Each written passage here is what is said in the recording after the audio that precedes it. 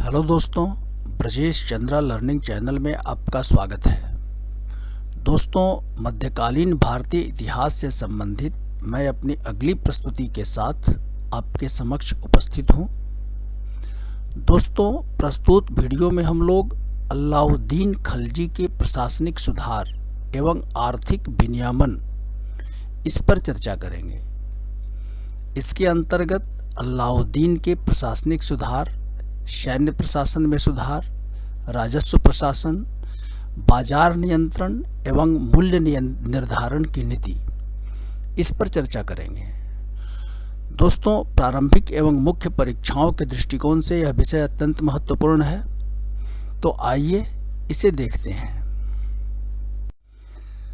सबसे पहले हम लोग अलाउद्दीन के प्रशासनिक एवं आर्थिक सुधार पर चर्चा करते हैं। तो दोस्तों, जैसा कि हम लोगों ने पहले वीडियो में भी देखा कि अलाउद्दीन खिलजी न सिर्फ एक साम्राज्य निर्माता था, बल्कि वह एक कुशल प्रशासक भी था। उसने प्रशासन एवं अर्थव्यवस्था के क्षेत्रों में महत्वपूर्ण सुधार किए। सबसे पहले हम लोग प्रशासनिक सुधार को देखें तो आखिर प्रशासनिक सुधार के उद्देश्य क्या थे। तो जैसा कि हम लोगों ने पहले देखा कि अलाउद्दीन एक निरंकुश तथा साम्राज्यवादी शासक था। इसके काल में पश्चिमोत्तर भारत से मंगोल आक्रमणों का खतरा भी बढ़ गया था, जिससे सल्तनत की रक्षा करना उसका महत्वपूर्ण उत्तरदायित्व था। इन परिस्थितियों में उसके महत्वाकांक्षाओं की पूर्ति तभी हो सकती थी जब सल्तनत आंतरिक रूप से सुदृढ़ हो और उसका अमीर वर्ग जो है उसका बसवर्ती हो। जैसा कि हम लोगों ने पहले चर्चा किया कि जो तुर्की अमीर थे, जो खानदानी अमीर थे, वो नस्लीय श्रेष्ठता में विश्वास रखते थे और खिलजी जनसाधारण वर्ग के माने जाते थे। तो इस प्रकार जो खानदानी अमीर वर्ग था, तुर्की अमीर वर्ग था, वह खिलजियों को पसंद नहीं करता था और खिलजियों के विरुद्ध उनका षड्यंत्र चलता रहता था। तो ऐसी स्थिति में अमीर वर्ग को अपना बसवर्ती बनाना भी अलाउद्दीन की मजबूरी थी या आवश्यकता थी। तो इसी उद्देश्य से प्रेरित होकर के उसने प्रशासनिक क्षेत्र में महत्वपूर्ण सुधार लागू किए। आइए इन्हें देखें। तो सबसे पहले उसने कौन सी नीति अपनाई? तो प्रथम, प्रशासनिक क्षेत्र में उसने कुलीनता के स्थान पर प्रतिभा को महत्व दिया।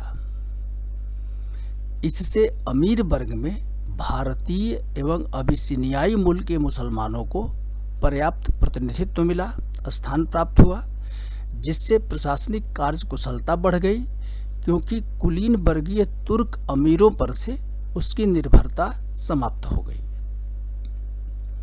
दूसरा, प्रशासन में धर्म के हस्तक्षेप को अलाउद्दीन ने नकार दिया।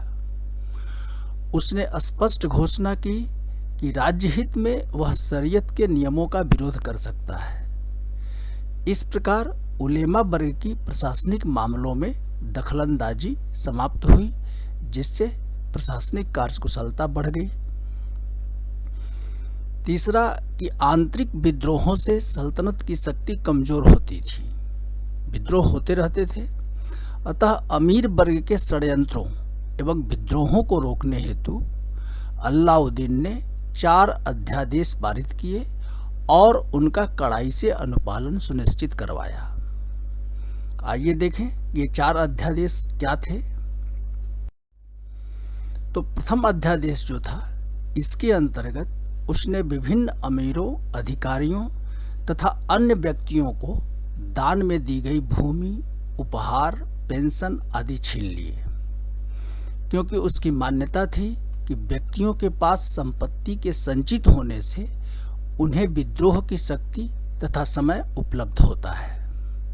तो पहला अध्यादेश के द्वारा उसने जो भी भूमि प्रदान की गई थी उपहार पेंशन के रूप में, उन्हें सब कुछ उसने छीन लिया। दूसरा अध्यादेश जो था, इससे अलाउद्दीन ने एक कुशल गुप्तचर प्रणाली की स्थापना की तथा इसके माध्यम से वह प्रजा एवं अमीरों पर कड़ी निगरानी रखने लगा। इससे प्रजा तथा अमीरों में अलाउद्दीन के प्रति भय उत्पन्न हुआ। जो तीसरा अध्यादेश था, इसके द्वारा उसने अमीरों के पारस्परिक मेलजोल, दावतों, परस्पर विवाह संबंधों पर भी प्रतिबंध लगा दिए, क्योंकि इससे विद्रोहियों की शक्ति बढ़ती थी। चौथा जो अध्यादेश था, तो चौथे अध्यादेश से अलाउद्दीन ने मादक द्रव्यों के प्रयोग पर प्रतिबंध भी लगाया, क्योंकि इसके सेवन से अपराध करने की प्रवृत्ति बढ़ती है। तो ये 4 अध्यादेश उसने लागू किए। तो इस सुधारों का, इन प्रशासनिक सुधारों का या इन नीतियों का परिणाम यह हुआ कि धन की कमी के कारण अमीरों एवं अधिकारियों का ध्यान आजीविका की ओर केंद्रित हो गया।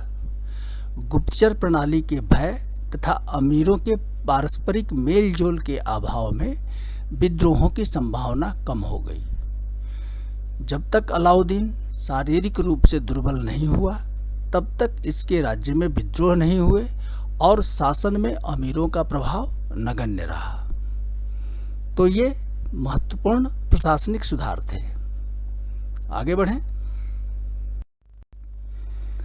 अब सैन्य व्यवस्था में अलाउद्दीन ने कौन कौन से सुधार किए, इन्हें देखते हैं। तो अलाउद्दीन ने सैन्य व्यवस्था में भी महत्वपूर्ण सुधार किए। जैसा कि पता है कि आंतरिक विद्रोहों को दबाने, भारत के विजय की लालसा को पूरा करने और मंगोल आक्रमणों से सल्तनत की सुरक्षा करने तथा अपने शासन को निरंकुशता के आदर्श पर स्थापित करने के लिए सैन्य शक्ति बढ़ाना अनिवार्य था। अतः अलाउद्दीन ने सैन्य व्यवस्था में सुधार किए। ये कौन कौन से सुधार थे? तो पहला, अलाउद्दीन ने सेना का केंद्रीयकरण किया, अर्थात एक केंद्रीय सेना का उसने निर्माण किया और यह विशाल सेना थी। इस विशाल सेना की उसने सीधी भर्ती की और केंद्रीय कोषागार से सैनिकों को नगद वेतन देने की पद्धति अलाउद्दीन ने प्रारंभ किया। यह एक महत्वपूर्ण सुधार था। दूसरा, कि सैनिकों का वेतन यद्यपि कम था, जैसे एक घोड़े वाला सैनिक, उसकी जो सैलरी थी या वेतन था 234 टंका प्राप्त करता था, जबकि 2 घोड़े वाले सैनिकों को 78 अतिरिक्त टंका मिलता था। अर्थात 2 घोड़े वाले सैनिक को कुल 312 टंका प्राप्त होता था। सैनिकों को कम वेतन पर संतुष्ट रखने के लिए अलाउद्दीन ने बाजार विनियमन की नीति अपनाई और वस्तुओं का मूल्य नियंत्रित किया। चौथा, कि घोड़ों एवं घुड़सवारों की अदला बदली के भ्रष्टाचार को रोकने के लिए अलाउद्दीन ने दाग और हुलिया प्रथा का कड़ाई से अनुपालन करवाया। जैसा कि आपको पता है कि घोड़े पर एक विशेष चिन्ह लगाया जाता था और सैनिकों का हुलिया रिकॉर्ड किया जाता था, ताकि सैनिक घोड़ों एवं घुड़सवारों की अदला बदली करके अपने घोड़ों को पास न करवा सके। इसका परिणाम हुआ कि कम वेतन पर ही अलाउद्दीन एक विशाल केंद्रीय सेना रख सका। इससे प्रांतीय इक्तादारों एवं अमीरों पर से उसकी निर्भरता समाप्त हो गई तथा उसकी महत्वाकांक्षाएं पूरी हुई। आगे बढ़ते हैं। अब हम राजस्व प्रशासन में जो अलाउद्दीन ने सुधार किए उन पर एक नज़र डालें। तो विभिन्न योजनाओं के क्रियान्वयन के लिए सल्तनत के कोष की समृद्धि आवश्यक थी, अर्थात पर्याप्त धन होना अनिवार्य था। अतः अलाउद्दीन ने राजस्व प्रशासन में भी महत्वपूर्ण सुधार लागू किए। जैसा कि हम लोगों ने पहले चर्चा किया कि अलाउद्दीन ने एक अध्यादेश के द्वारा अमीरों एवं अधिकारियों को दान, पेंशन, उपहार में दी गई भूमि को छीन लिया था तथा इसे खालसा भूमि में शामिल कर लिया। इससे राज्य की आय में वृद्धि हुई। अर्थात खालसा भूमि एक कृत कृषकों के अधीन भूमि होती थी और एक खालसा भूमि होती थी जो राज्य की भूमि होती थी। अर्थात उस भूमि की आय राज्य प्राप्त करता था। तो खालसा भूमि में उसने वृद्धि किया। एक अन्य अध्यादेश के द्वारा भूमि की कर की दरों का पुनरीक्षण करवाया। भूमि की पैमाइश के आधार पर उपज का निर्धारण किया गया तथा उपज का 50% हिस्सा भू राजस्व अलाउद्दीन ने वसूला। अलाउद्दीन ने 2 नए कर भी लगाए, गृह कर और चराई कर। इसके अतिरिक्त चौथा कि शरीयत के नियमों के विपरीत अलाउद्दीन ने खम्स अर्थात युद्ध में लूटे गए सामान, खम्स में से 4/5 भाग राज्य का हिस्सा और 1/5 भाग सैनिकों के लिए निर्धारित किया। शरीयत के अनुसार जो युद्ध में जो लूट होती थी और इसमें जो सामान प्राप्त होते थे उसमें 4/5 भाग सैनिकों के बीच वितरित होता था और 1/5 भाग जो होता था वह राज्य लेता था। लेकिन इसके विपरीत अलाउद्दीन ने खम्स में से 4/5 भाग राज्य ने खुद लिया और 1/5 भाग ही सैनिकों को वितरित किया। इसी क्रम में अलाउद्दीन ने जमींदारों, खूत, मुकद्दम, चौधरी, ये बिचौलिए थे कृषकों और शासन के बीच, तो इन्हें कुछ विशेषाधिकार प्राप्त थे। तो उनके विशेषाधिकारों को उसने समाप्त कर उन्हें भी कर के दायरे में लाया। ये बिचौलिए जो थे भू राजस्व प्रशासन के मामलों में राज्य अधिकारियों की मदद करते थे और बदले में उन्हें कर छूट और कुछ राजस्व वसूलने जैसे विशेषाधिकार प्राप्त थे। तो अलाउद्दीन ने इनके विशेषाधिकारों को समाप्त कर दिया और इनसे भी कर वसूले। छठी महत्वपूर्ण बात कि राजस्व प्रशासन के सफल संचालन के लिए अलाउद्दीन ने एक नए विभाग दीवाने मुस्तखराज की स्थापना किया, इसका गठन किया। दीवाने मुस्तखराज हजारों की संख्या में आमिल, मुसर्रिफ, गुमास्ता, नौसिंदा, सरहंग जैसे लगान अधिकारियों की नियुक्ति भी की गई। लगान अधिकारियों के भ्रष्टाचार को रोकने हेतु इनके वेतन में भी अलाउद्दीन ने वृद्धि की। इस प्रकार अलाउद्दीन की राजस्व प्रशासन की नीति अपने उद्देश्यों में सफल रही। इससे सल्तनत की आय में वृद्धि हुई, लेकिन जनसाधारण को इसके राजस्व नीति से कोई लाभ नहीं हुआ। यद्यपि बिचौलिए लगान अधिकारियों का उन्मूलन कर राज्य ने सीधे कृषकों से संपर्क स्थापित किया, परंतु कर के रूप में अलाउद्दीन ने कृषकों से 75 से 80% तक की उनकी आय को वसूल लिया। इससे कृषकों पर दबाव बढ़ा और उनकी स्थिति में सुधार नहीं हुआ। यह एक महत्वपूर्ण तथ्य है, इसे आप समझ लें। अब हम लोग अलाउद्दीन के आर्थिक विनियमन पर चर्चा करेंगे। तो दोस्तों, परीक्षाओं में अगर यह प्रश्न पूछा जाता है कि अलाउद्दीन के आर्थिक विनियमन की चर्चा करें, तो इसकी चर्चा 2 बिंदुओं के अंतर्गत आप लोग करेंगे। पहला राजस्व नियंत्रण की नीति और बाजार नियंत्रण तथा मूल्य नियंत्रण की नीति। राजस्व नियंत्रण की नीति पर हम लोगों ने पहले चर्चा कर लिया, जो राजस्व प्रशासन में सुधार था। वैसे आप इसे संक्षिप्त रूप में चाहें तो आप उसे बना सकते हैं। वैसे आप लोगों के लिए मैंने एक प्रयास किया है, शायद आपके लिए ये उपयोगी हो। तो सबसे पहले हम लोग राजस्व नियंत्रण की नीति इसे देखते हैं। तो अलाउद्दीन के विजय योजनाओं के सफल क्रियान्वयन के लिए सल्तनत के कोष की समृद्धि आवश्यक थी। अतः अलाउद्दीन ने राजस्व नियंत्रण की नीति अपनाई।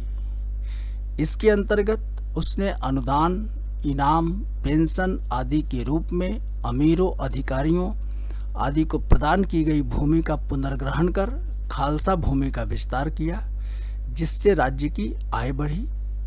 पुनः कर की दरों का पुनरीक्षण करवाया तथा भूमि की पैमाइश द्वारा भू राजस्व का निर्धारण करवाया, जो उपज का लगभग 50% था।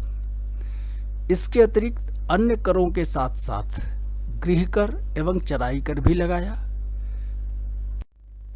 खूतों, मुकद्दमों, चौधरियों जैसे लगान अधिन्यासियों के विशेषाधिकार को इसने समाप्त किया। इन्हें भी कर के दायरे में लाया गया। ये बिचौलिए भू राजस्व प्रशासन के मामले में राज्याधिकारियों की मदद करते थे, सहायता करते थे। इसके एवज में उन्हें करमुक्त भूमि तथा कृषकों से कुछ कर वसूलने के विशेषाधिकार प्राप्त थे। तो इन विशेषाधिकारों को उसने समाप्त किया। इसकी चर्चा हम लोगों ने कर लिया है।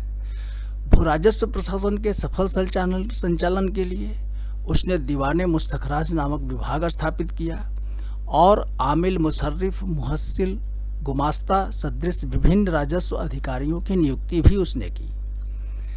एक अन्य उल्लेखनीय तथ्य है कि युद्ध में लूट का 4/5 भाग अलाउद्दीन ने स्वयं प्राप्त किया तथा 1/5 भाग सैनिकों में वितरित किया, जो शरीयत के नियमों के विपरीत था।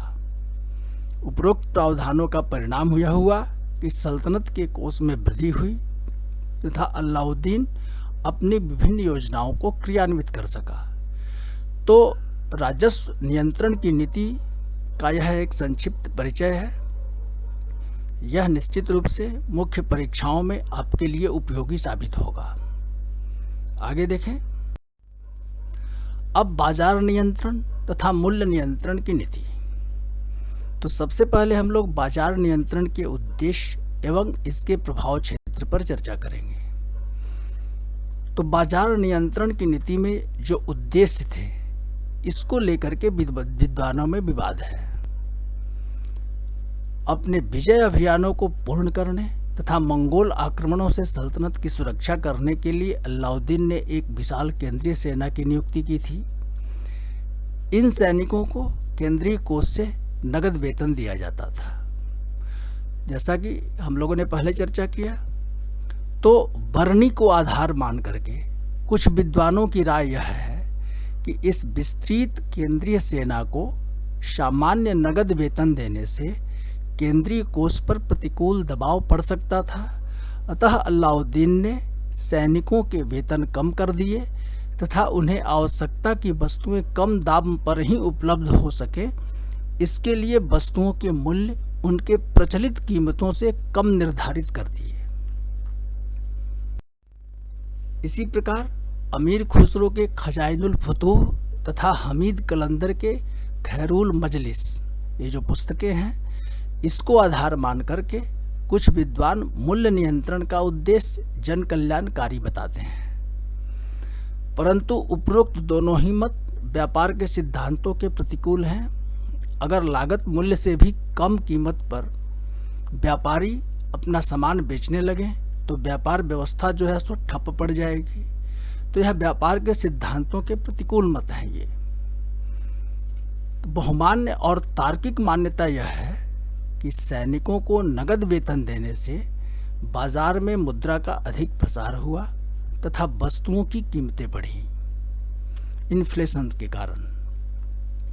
आरंभिक वर्षों में भी अलाउद्दीन ने जनसाधारण में अपनी लोकप्रियता बढ़ाने के लिए मुक्त हाथों से धन का वितरण किया था, क्योंकि उसने अपने चाचा की हत्या करके गद्दी प्राप्त की थी। तो जनता को अपने पक्ष में करने के लिए उसने मुक्त हाथों से धन का वितरण जनता में किया था। इससे भी मुद्रा का प्रसार हुआ।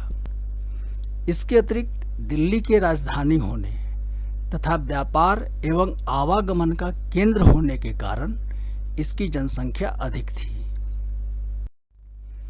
इस प्रकार जनसंख्या वृद्धि एवं मुद्रा प्रसार से व्यापारी वर्ग द्वारा संग्रह एवं कालाबाजारी करने के कारण वस्तुओं के मूल्य में वृद्धि होने की संभावना थी। अतः अलाउद्दीन का मुख्य उद्देश्य इन कारणों से वस्तुओं के मूल्य में होने वाली वृद्धि को रोकना था, न कि उनके सामान्य तथा प्रचलित मूल्यों में कमी करना। साथ ही अलाउद्दीन ने अपने सैनिकों को कम वेतन भी नहीं दिया था। इस तथ्य की पुष्टि इस बात से भी होती है कि फिरोज शाह तुगलक के काल में भी वस्तुओं के मूल्य उतने ही थे, जबकि मूल्य नियंत्रण की व्यवस्था नहीं थी। अतः मूल्य नियंत्रण के पीछे अलाउद्दीन का मुख्य उद्देश्य वस्तुओं के मूल्य में होने वाली वृद्धि को रोकना था, न कि उनकी प्रचलित कीमतों से कम मूल्य निर्धारित करना। इस तथ्य को आप समझ लें। आगे बढ़ें। अब बाजार नियंत्रण की नीति कहाँ लागू थी, इस पर भी विवाद है, लेकिन मूल्य नियंत्रण से प्रभावित क्षेत्रों के संदर्भ में बहुमान्य विचार यह है कि यह योजना दिल्ली और उसके आसपास के क्षेत्रों के अतिरिक्त उन भागों में भी लागू की गई होगी जहां प्रशासनिक एवं सैनिक खर्च मुख्य रूप से हो रहे होंगे। अलाउद्दीन की सेना दिल्ली से भी बाहर थी, दिल्ली से बाहर भी थी। इस तथ्य की पुष्टि इस बात से भी होती है कि अगर यह योजना दिल्ली में ही लागू होती तो व्यापारी दिल्ली आकर सामानों को बेचने का प्रयास नहीं करते, पुनः वे दिल्ली से सस्ता सामान खरीद करके अन्य स्थानों में बेच सकते थे। इस प्रकार मूल्य नियंत्रण के क्षेत्रों में लाहौर, दीपापुर, नागौर, छाड़न, कड़ा एवं कटेहर के मध्य स्थित क्षेत्रों को शामिल किया जा सकता है। तो बाजार नियंत्रण या मूल्य नियंत्रण की जो नीति थी वह इन क्षेत्रों में भी लागू थी। आगे बढ़ें। अब बाजार नियंत्रण की नीति का क्रियान्वयन किस प्रकार किया गया और क्या क्या व्यवस्थाएं की गई, इसे हम देखते हैं। इसे मैंने बिंदुवार रूप में प्रस्तुत करने का प्रयास किया है ताकि यह आपको आसानी से याद रह सके। तो इस व्यवस्था के सफल संचालन हेतु अलाउद्दीन ने एक पृथक विभाग दीवाने रियासत की स्थापना की। इस विभाग का जो प्रधान होता था वह सदरे रियासत कहलाता था। दूसरा कि मूल्य नियंत्रण की योजना को क्रियान्वित करने के लिए अलाउद्दीन ने 7 अध्यादेश पारित किए। इन अध्यादेशों के द्वारा विभिन्न प्रकार की वस्तुओं के मूल्य निर्धारित कर दिए गए तथा इनके लिए अलग अलग बाजारों की स्थापना की गई। अगला महत्वपूर्ण तथ्य कि प्रत्येक बाजारों के लिए अलग अलग अधीक्षक नियुक्त किए गए जिन्हें सहना कहा जाता था। ये जो सहना होते थे वो सदरे रियासत विभाग के अधीन थे। ये विभिन्न व्यापारियों पर निगरानी रखते थे और सबसे महत्वपूर्ण बात कि सहना के कार्यालय में पंजीकृत व्यापारी ही बाजारों में सामान बेच सकता था, अर्थात व्यापारियों को सहना के कार्यालय में पंजीकरण करवाना होता था अपना, और तभी वह बाजार में सामान बेच सकते थे। अगला महत्वपूर्ण तथ्य, इसके अतिरिक्त विभिन्न प्रकार के गुप्तचर जिन्हें बरीद या मुन्हियान कहा जाता था, ये भी नियुक्त किए गए थे। ये बाजार की गतिविधियों एवं सहना जो बाजार का अधीक्षक होता था उस पर निगरानी रखते थे तथा सुल्तान को इनके गतिविधियों की सूचना देते थे। कम बेचने या तौलने वाले व्यापारियों को दंड भी दिया जाता था।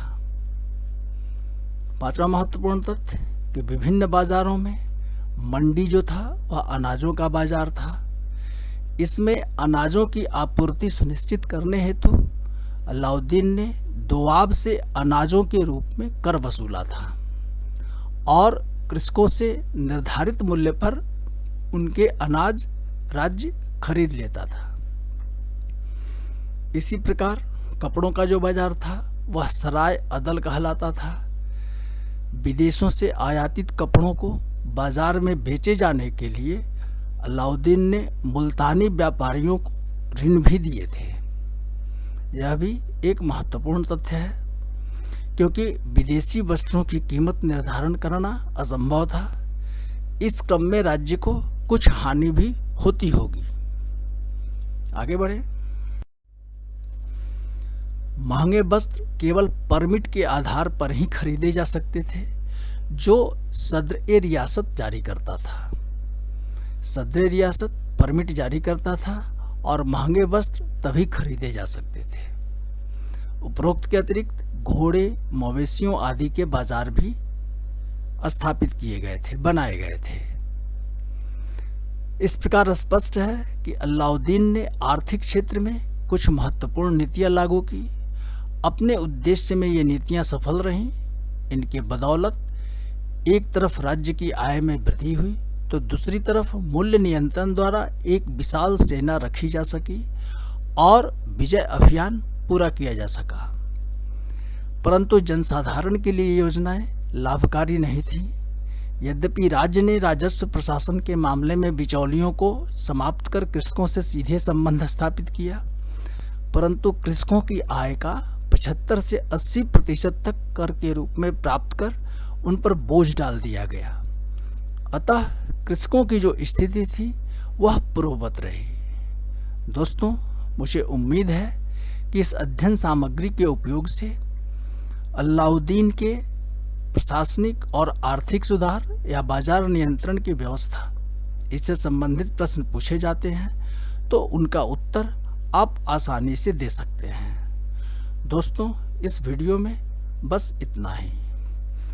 दोस्तों, यदि मेरी यह प्रस्तुति आपको उपयोगी लगी है तो कृपया मेरे इस वीडियो को लाइक करें और यदि अभी तक आपने मेरे इस चैनल को सब्सक्राइब नहीं किया है तो प्लीज़ इसे सब्सक्राइब अवश्य करें। धन्यवाद।